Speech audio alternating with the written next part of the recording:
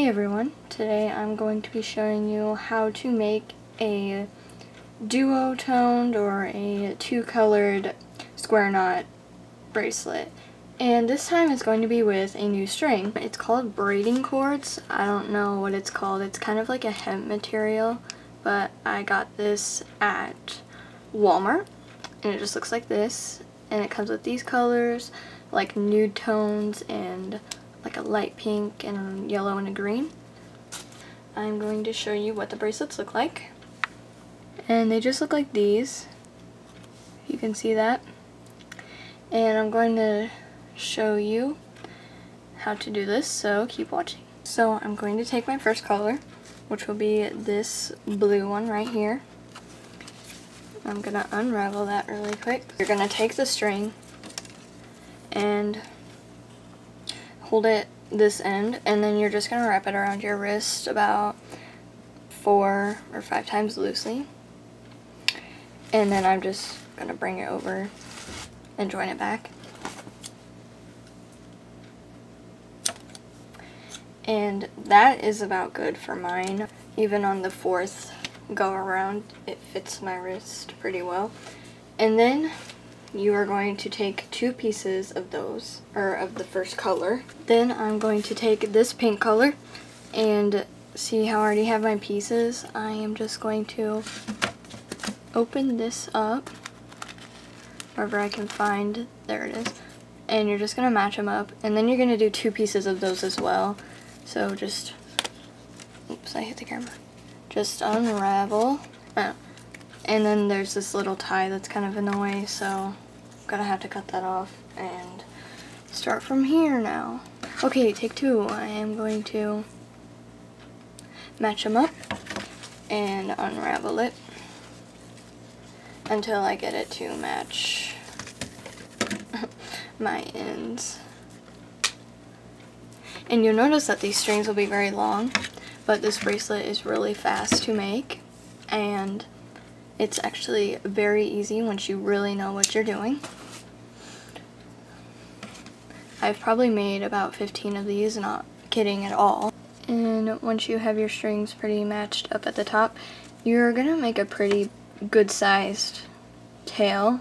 I would say about this long, but you're just gonna tie it in an overhand knot.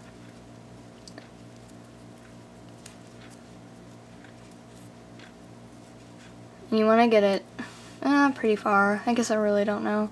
Sometimes I make them really short, or I end up making these really big. And the knots here are kind of bulgy, so you want to pull really tight on these strings so you can make sure it won't unravel. And then you are going to put it on your clipboard. This is a very awkward angle to work with. We can do this. Just slide it up, and I like to put the clipboard right on the knot like that. You'll just have to be really careful when you pull on it, because you don't want to get it extremely tight when you pull on your strings. And now that we have that, you want to decide the placement of your strings. So really quick, I'm going to bring up a bracelet. So when you want a border, if you want a specific color for your border, you're going to have one of the strings go on the left side, so I'm just going to put the blue one over because that's where it ended up.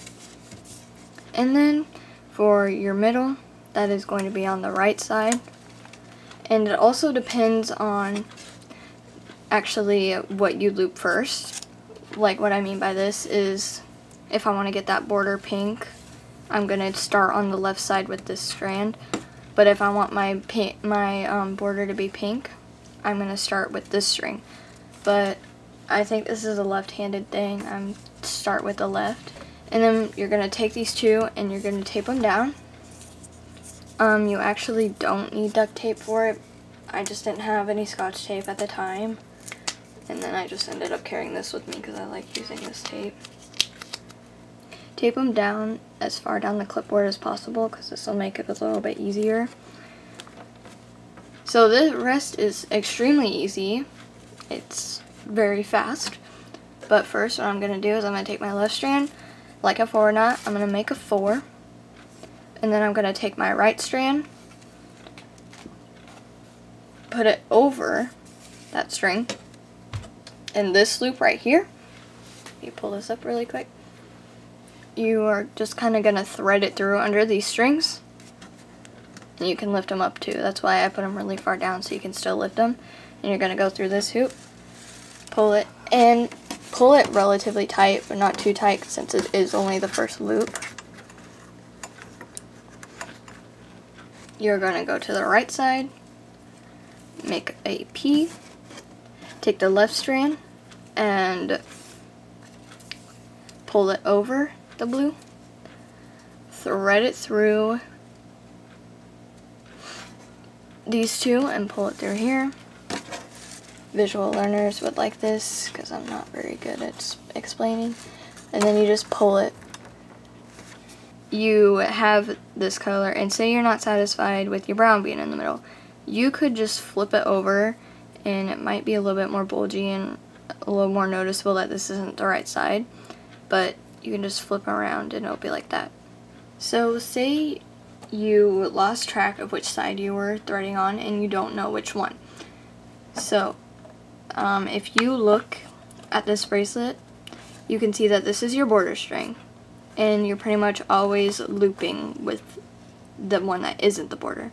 So if you get lost, like here, notice how, and this will work actually for even doing a solid colored one of these, you just look at the one that isn't looped over the middle like these are.